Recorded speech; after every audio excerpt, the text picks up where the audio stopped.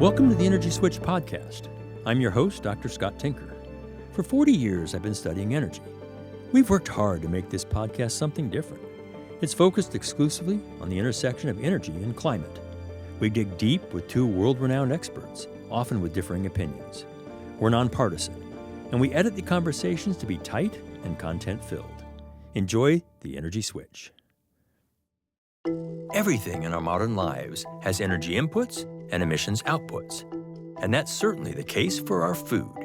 It's not just all the energy that powers the equipment required to grow, transport, and process our food, and the energy inputs for fertilizer required by our modern food systems, but also the emissions from land and livestock, and particularly from food loss and food waste. We'll talk about all this and potential solutions with Dr. Atul Jain. He's a climate scientist and professor studying the intersection of climate and agriculture, the author of several IPCC assessments and more than 250 scientific articles. The total amount of energy used by the food sector is about 10% to 12% of the total primary energy use on a global scale. Ryan Hobart is the managing director for climate and the environment at the United Nations Foundation, coming from the Energy Division of the UN Environment Program. You're talking about a significant growth in the amount of food that needs to be produced, while at the same time we're trying to reduce emissions because we know that climate change is such a big problem. I'm Scott Tinker, and I'm an energy scientist. On this episode of Energy Switch, we'll talk about food, its energy and climate footprint. What's the whole chain look like when you're putting energy into making food? Well, that's exactly the right word, is chain. It's when you're producing the food on the land, the farming equipment that it takes to make the food, the fertilizers and pesticides that go into it. You then have to transport the products to often a processing plant. The processing plant itself uses energy. You're going to transport it again to a distributor. And every transport thing uses energy. Every transport uses energy. And then at the point of sale, the people buy the food and then they transport it. They put it in their refrigerator, which uses energy. Somewhere along there, you might packaging. heat the food in your oven or microwave at the end. So really throughout. And then there's cooling also that needs to happen at different stages to make sure that the food stays fresh. So there's sort of energy is just like modern life. It's kind of all over. I mean, if I look place. at this thing behind me, even the irrigation. Yeah, you got to pump the water. Pump the water. So the total amount of energy used by the food sector is about 10% to 12% of the total primary energy use on a global scale. Wow. Yeah, incredible amount of energy going into our food. I wonder what the net energy equation of that is. How much in and how much out? Yeah, very, very little of that primary energy translates into calories that are put in human bodies. So a lot of energy goes into the whole food process. And all of those different things have emissions.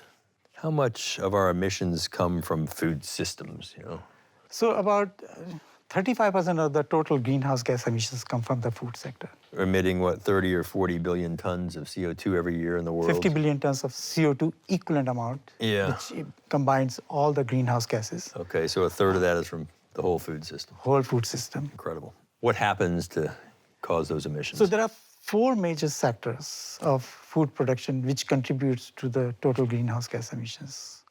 First one is the land cover and land use change. So that sector contributes approximately 29% of the total food production emissions. Preparing the land. So the second major sector is the farm sector. For example, tilling the land, then planting the crops, irrigating the crops. Then the third important sector is, the livestock emissions. Okay. Enteric fermentation, and also the management of the manure. That contributes approximately about 20 to 21% of the total greenhouse gas emissions. And the last one is actually beyond farm gate, which is approximately 11%. Okay. Just to emphasize one point about livestock, something like 60+% of all mammal biomass on Earth is actually livestock. 35, something like that, is humans, and 2% is wild mammals. So these guys These are guys 60%? are taking up, yeah, there are billions of these animals that are wholly dedicated to feeding us. Beef actually contributes about 69 kg of greenhouse gases Kilograms. per kg of beef. Okay. If I eat a pound of beef, I'm putting out 69 pounds of CO2. Yes, Okay. you're right. They contribute approximately 25% of the total greenhouse gas emissions from the food sector. At the same time, if you think Wow. about the plant-based food, Yeah. like wheat, Right. it's only about 2 kg of actually greenhouse gas per kg. Right. I got you. And so from that perspective, it is a huge amount. It's a, you know, more than an order of magnitude greater impact if you're doing, you know, beef compared to most vegetables. And there's really two reasons for that. Yeah. I mean, one is we eat the animal and the animal eats the grain that we Right. feed them, and we have to grow the grain. So we're Right. sort of one step removed rather than just eating the grain.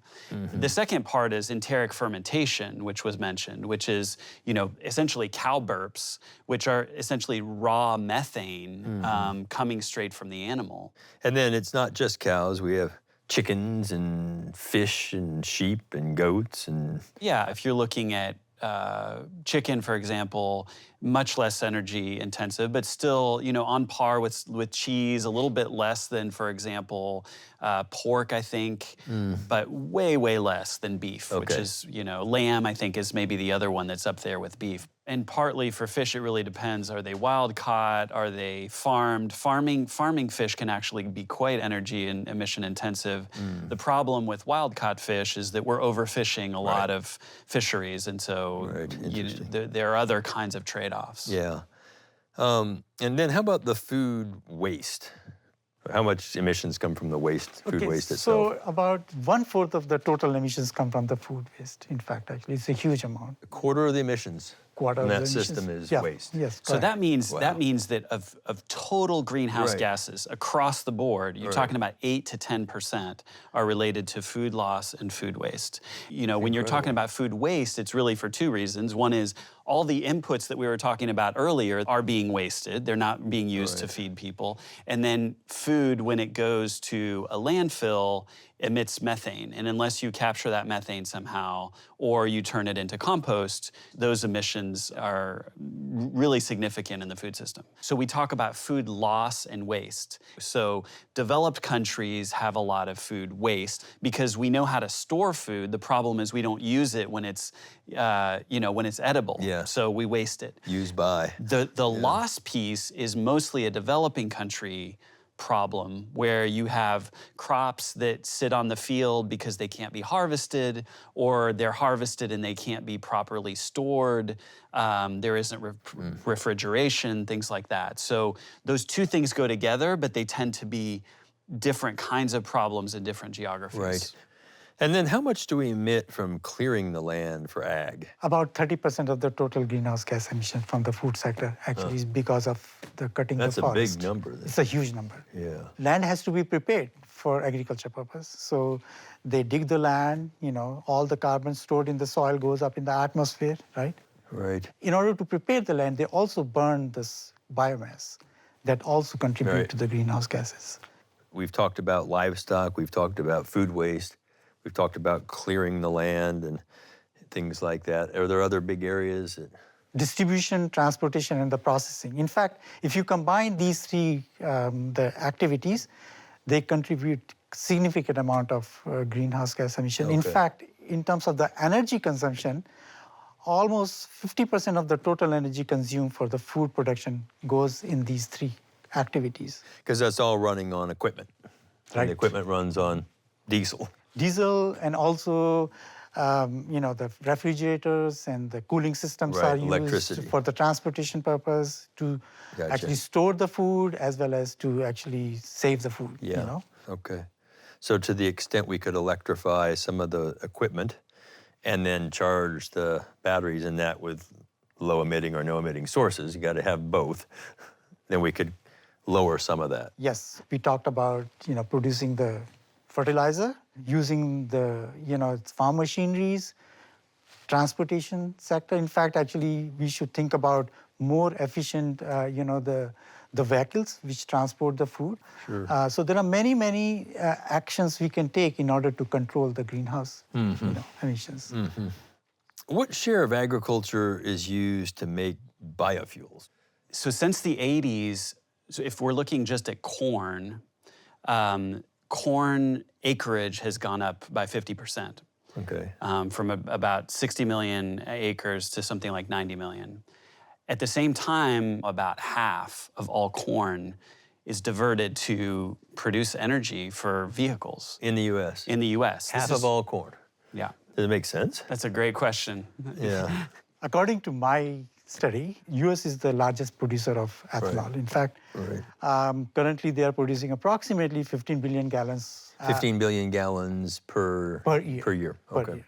Globally, about 3 to 4% of the total land is used for the production of ethanol. But this number actually vary depending on the countries and the region. I think it's good to distinguish between the U.S. and other countries Yeah. because it's true. And it's really, in the U.S., it's really been a political issue. Yeah. I think a lot of us, in the 90s and early 2000s thought that that might be a stepping stone towards getting farmers involved into production of renewable energy. And in some ways it was, but now we're at a point where we know that we're not really saving that many emissions. And you also have to account for, in some places, maybe there are pressures on forests or other ecosystems to expand that production.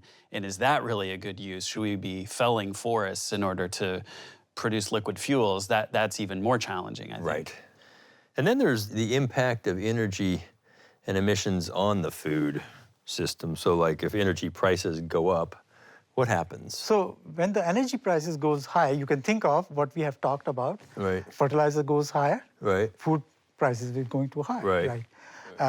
Also the transportation cost is going to go higher. Yes. So think Sure, of sure. example of invasion of Ukraine by Russia. Yeah. The commodity price right away jump, and it has a huge impact on the supply of food, Absolutely. the cost of food. Yeah, I think there's actually a really big distinction to be made between our prices going up a little bit, and we know what that is now Right. because we're facing inflation. But I think that's marginal compared to a disruption either because of war, geopolitics in something like the fertilizer market. I mean, people produced a lot less food in Africa last year because of a lack of access to fertilizer and a huge jump in prices. There's a huge environmental and social justice thing here.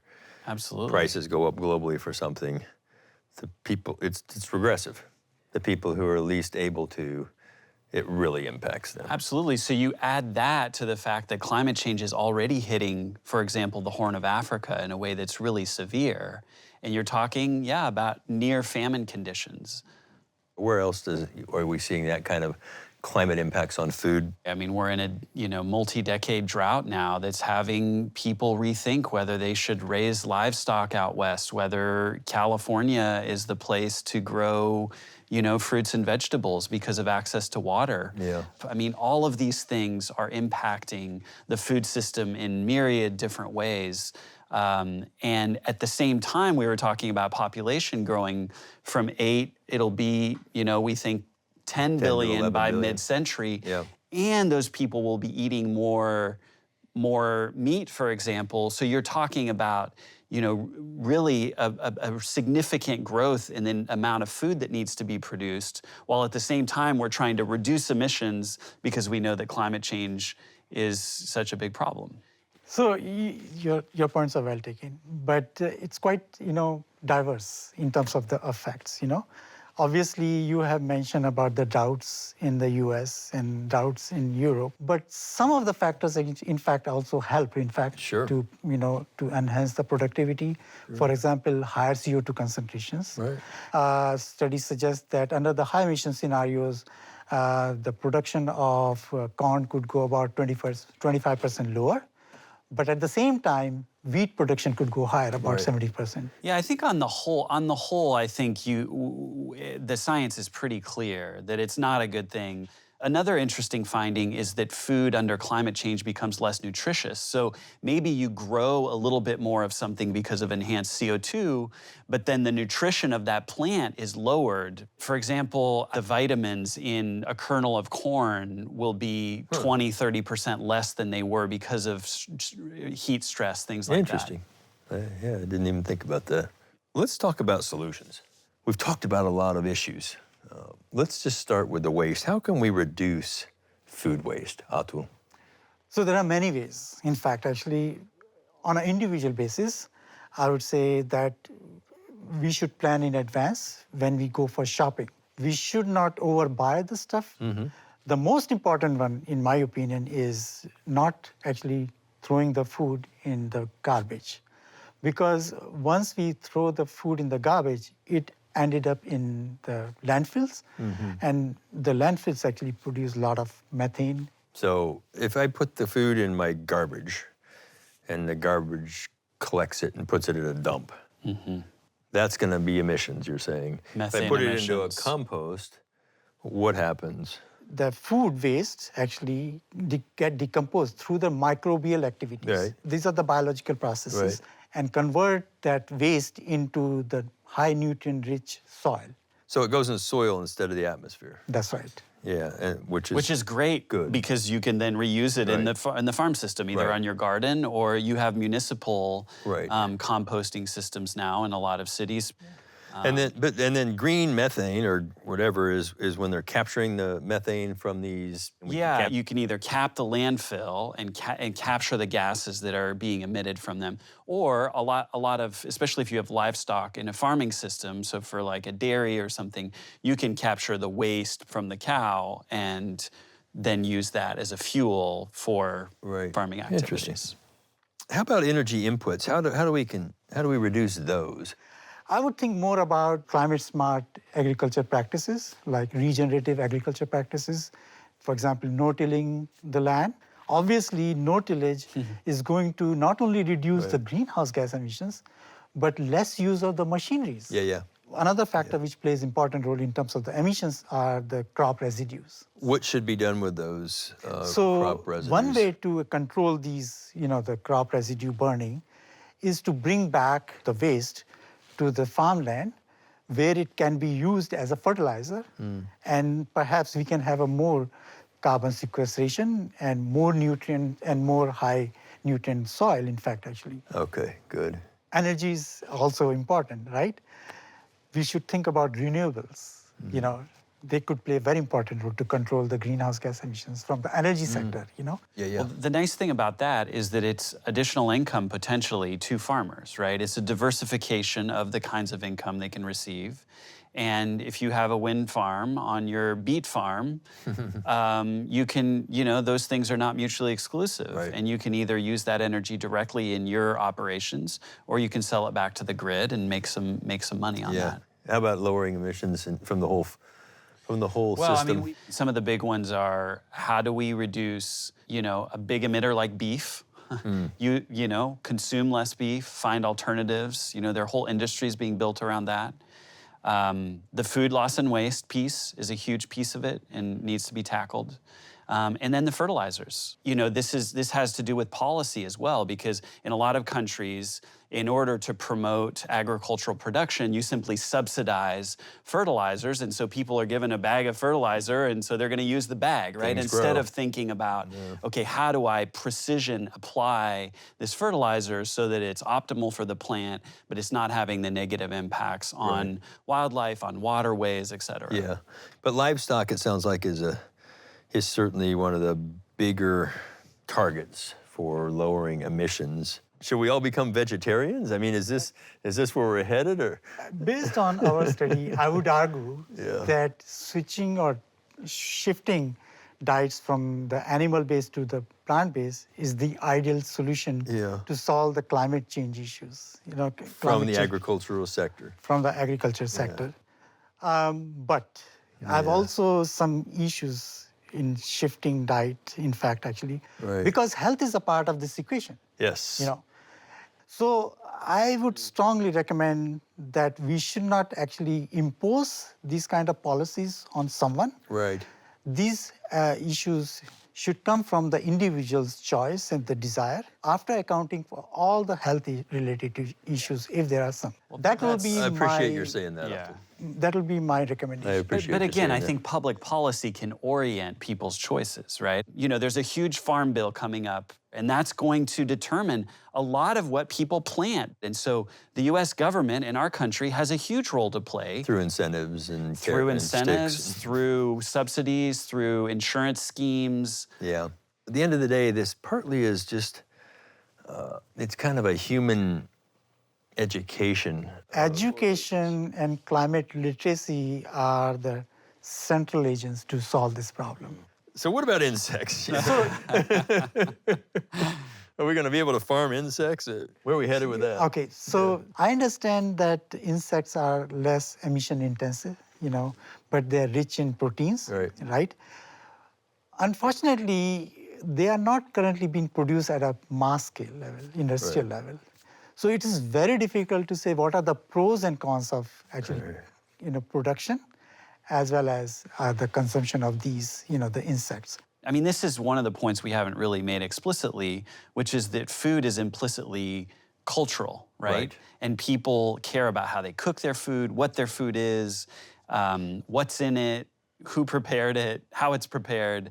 And so it's not something that we couldn't overcome, but it would take a lot of, it would take some work. I've done it. Same. You have enough chocolate or hot sauce, you can Yeah, eat exactly. anything. But Well, and you can make it into flour, and it can become, Right. it can be Paste. processed into all kinds of different things, Right. where you don't even recognize it as, as a, Right. a fly. let's go kind of sum things up here. I mean, just high level, what are the big action items to manage the energy inputs and the emission outputs from our food systems? Research and innovation, and also developing some advanced technologies are the key to drive any kind of management practices. And the second most important, in my opinion, point is about education. We need to educate about science of climate change, how it is impacting to the younger generation. Then only they will take the action. Right? Yeah, I think innovation is actually a really good point that we haven't raised yet. I mean, some literature shows that there's a 10-to-1 return on investment in innovation. And innovation isn't just what we think of as kind of ag tech, but it's also for smallholder farmers, as Atul was saying, how do they get better seeds that are resistant to drought? How do you microdose fertilizers so that you're not over applying? How do you use early warning systems to know when a drought is coming or when an extreme, any kind of extreme weather is coming? And we have a lot of that here, but in other parts of the world, they don't have that readily available. And then trying to educate people. I mean, if people don't know the benefits of composting, either for their garden or for climate change or for avoiding excessive waste, they won't do it. They have to be motivated. And so I think the last thing I would say again is public policy, because you're going to have to put a price on some of those things to incentivize some of those changes, whether it's with farmers or with consumers. And so figuring out, not being heavy-handed about it, but we need to harmonize these things and try to do them in such a way that our agricultural systems become more sustainable, we're having healthier diets, and we're reducing the impact of climate change by reducing emissions. Yeah, I think there'll be a lot of people surprised on this energy and climate show. We're talking about food, but now they'll know why. So, Scott Tinker, Energy Switch. Thanks, that was terrific. Really enjoyed our visit. Thanks for having us. Thank you, yeah. Modern energy has transformed food systems, providing more calories to more people than ever before, with enormous benefits to human health and well-being. As with everything, those benefits come at a cost. Enormous energy inputs and emissions outputs. Producing and applying fertilizer takes huge volumes of natural gas, which is wasted if we overapply. Production, transport, and distribution of food consumes half the system's energy. Food loss in poor countries and food waste in rich ones, where half of all food gets thrown away, creates 10% of total greenhouse gas emissions. To help solve these issues, innovation could create less energy and emissions-intensive crops. Modifying our diet away from the most intensive products, like beef, could also help. Buying less, throwing less away, and And composting when we do could make the biggest difference. Better education and policy can remind us that food is a precious resource to be valued. Energy Switch is executive produced by Scott Tinker and produced and directed by Harry Lynch. Emily Hooks is the assistant producer and researcher. Editors are Ginny Patrick, Yusef Swachina, and Jackie Kunzler. Matt Aslanian does the sound. Energy Switch is produced by Arcos Films for the Switch Energy Alliance, with support from the University of Texas at Austin and EarthX.